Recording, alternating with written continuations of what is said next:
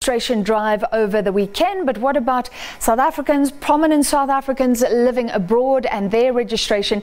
Let's take you over to the United States, where we're joined by our correspondent Sherwin Bryce-Peace, and he's with our former Deputy President. Sherwin.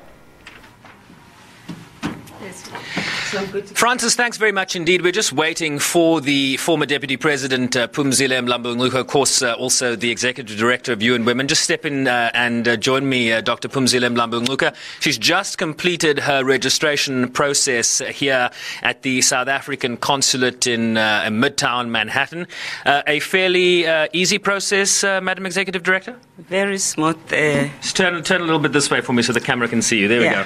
Very smooth process, very quick process, and I hope that as many of our people who are living outside South Africa are going through the same process everywhere in the world, and they are joining the millions of our people in South Africa who already in the past weeks have been also registering. So an important civic duty for all of us. You will have been in the South African government in 2009 when that landmark constitutional court judgment came down that allowed people to vote for the first time abroad in 2009. Of course, slightly less significant than the first time people could vote in 1994. But just talk about the history, about the struggle in terms of getting the franchise for all of South Africans.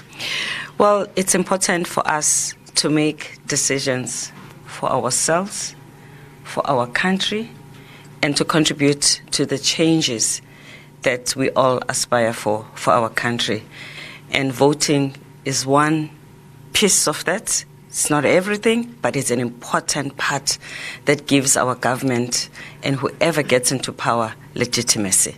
And it's important that we exercise this right because so many people fought for us to have this right. I know you always have to temper what you say, Madam Executive Director, being an international civil servant right now.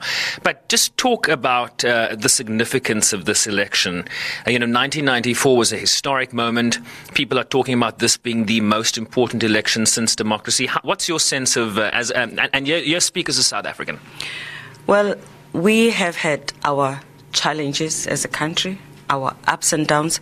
We have another opportunity now to pick ourselves up and to take a giant leap forward in continuing the project of reconstructing South Africa, ensuring that all of the values that are enshrined in our Constitution are defended through the actions that we take as citizens and the actions that we expect our government to take. So when you come to vote, there's a sense of renewal, of recommitting yourself to these projects that so many gave their lives to, but also hopefully it reminds also those who are contesting the election that all of us are putting our trust in their hands, and we expect them to fulfill their side of the bargain, but also we are committing ourselves also to be there so that this is a partnership. So my final question is, I need you to motivate South Africans living abroad. I know you're multilingual, so maybe English and some Zulu. Can you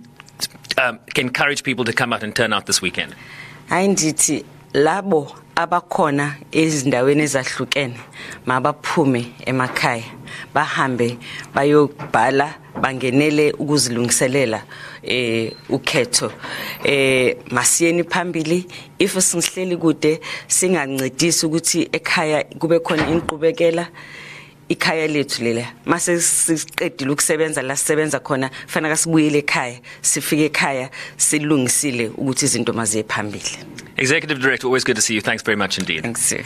All right, South Africa's former Deputy President Phumzile Mlambo-Ngcuka not speaking here in her capacity as the Executive Director of UN Women. Of course, registration will be ongoing throughout the weekend here in New York, but at all the other South African missions around the world. There are a number in the United States, not only in New York, the embassy in Washington, D.C., and 2 more consulates, one in Chicago and another in Los Angeles. Let's take you to an ad break now. Francis Hurd continues right after this.